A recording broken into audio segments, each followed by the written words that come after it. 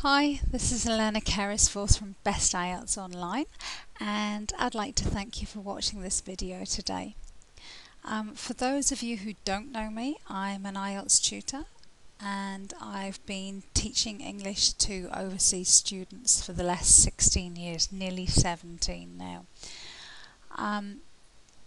This video today is about the IELTS Writing Test 1. And more specifically, it's about the best way to get Band 7 in IELTS Writing Test 1.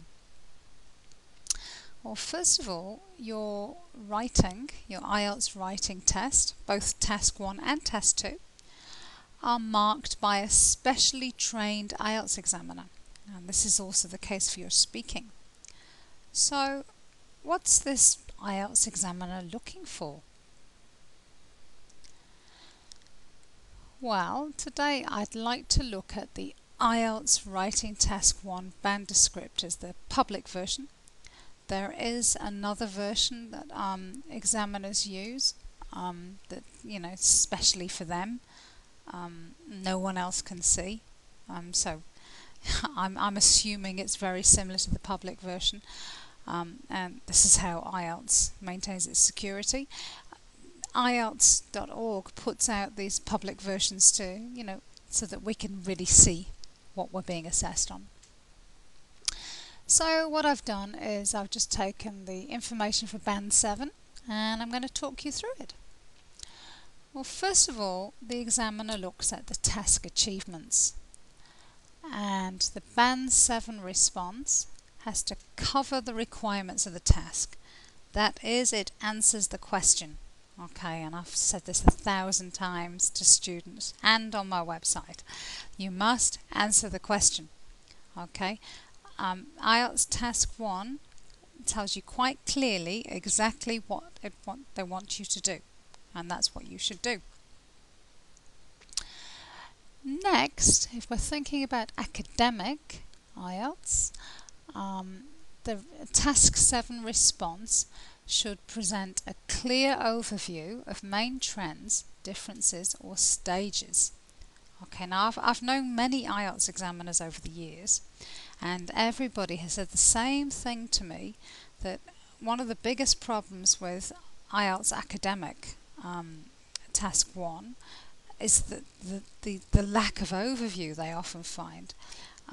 So how do you write an overview? Well, what I always say to my students is hold the question paper at arm's length, so we're talking say 40-50 centimeters away from your eyes, and just glance at it. Now, what would you tell someone that graph's about? Okay, so you're just going to glance. What is the most obvious thing about this graph? Or this data. Now let me give you an example from my head right now. This is a graph in my head. The graph shows the level of oil consumption in the US from 2000 to 2010. Over this period, the level of oil consumption rose dramatically. Okay. Don't look for that graph anywhere. It's one that's in my head that I just made up right now. Okay. Now, if you're taking general training IELTS, so you've got a letter here you're writing, the letter should present a clear purpose with the tone consistent and appropriate. Okay, so basically the examiner's got to know what you want in this letter, and the tone has to be consistent and appropriate. So if it's a formal letter, it's got to be formal and stay formal. An informal letter, informal and stay informal. Don't mix the two. So don't write dear sir or madam, hi, how you doing? That's not a consistent tone. Okay, now Band 7 does give you a little bit of room not to be perfect, because Band 8 and Band 9 are higher. Band 9 is technically the educated native speaker. So for Band 7, all in all, the response should clearly present and highlight key features, so key features of the data, of the graph, the pie chart, etc. in academic, or it should clearly present and highlight the bullet points, and that's in the IELTS general training. There's always bullet points in the letter that your letter should include.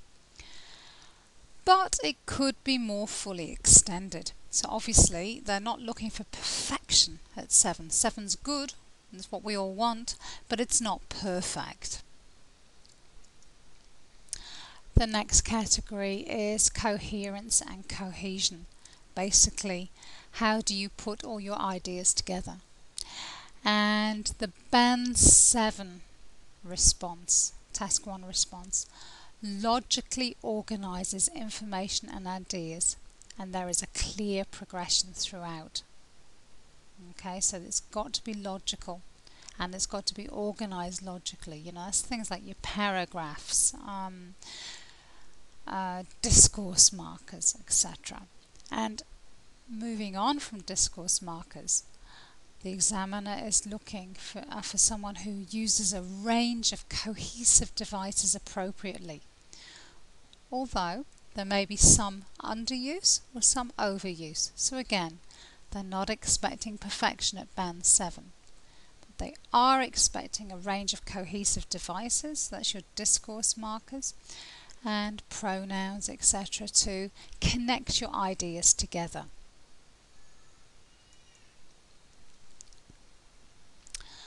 Next category is lexical resource.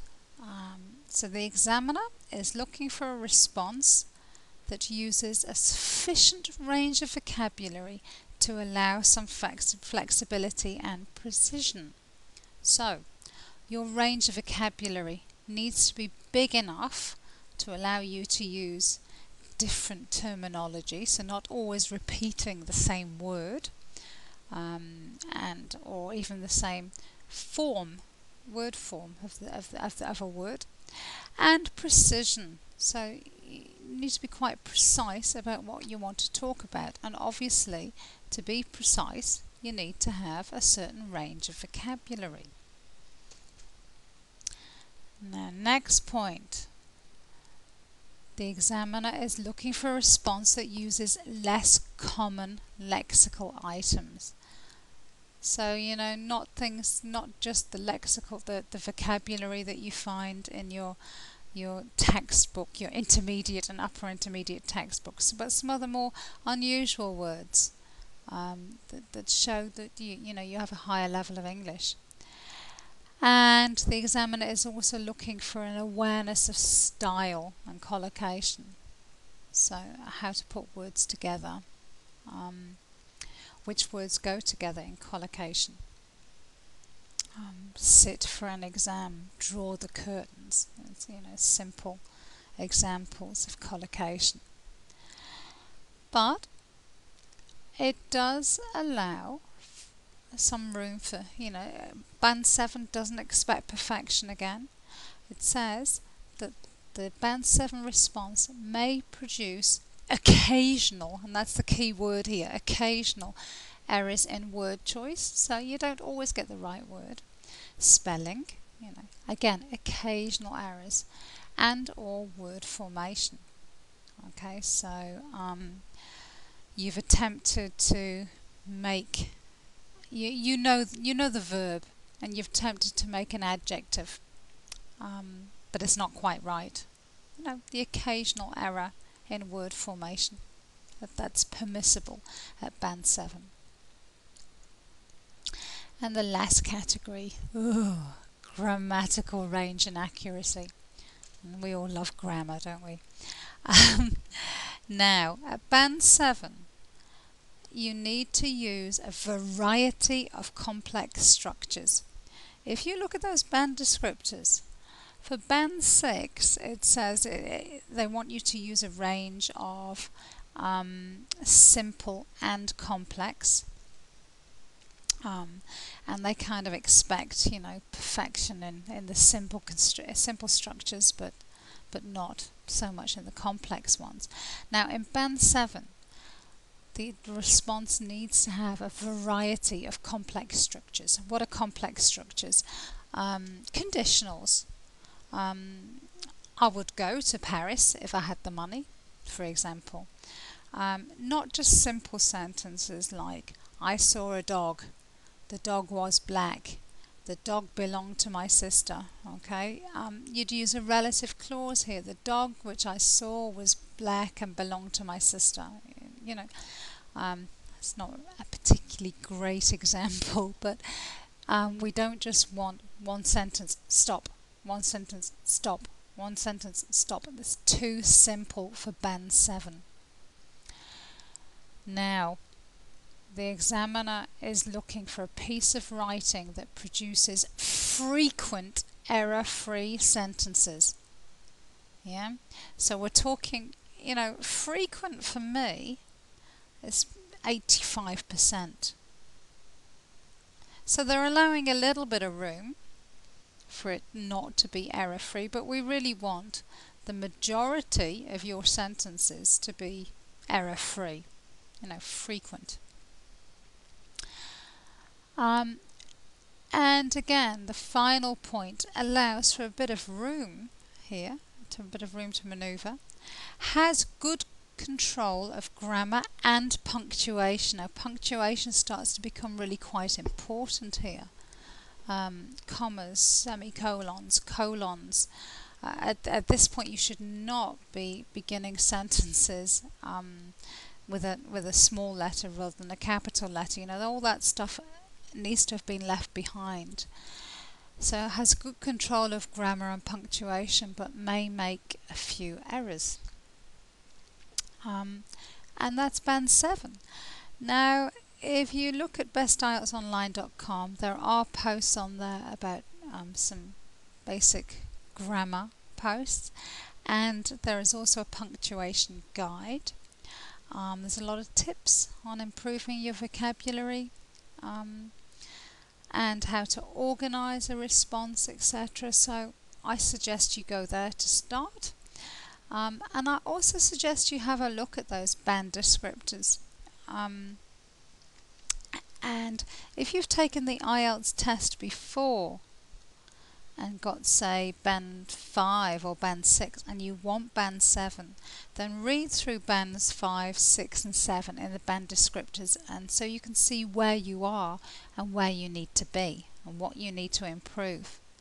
The wording is quite similar across the bands, but you can see how you need to improve, Maybe one band will say produces some error-free sentences, but Band 7 asks for frequent error-free sentences, and there's the key. That's what you're aiming for. I hope you find this video useful. Thank you for watching. I wish you all the best for your IELTS test, and I'll speak to you soon. Bye.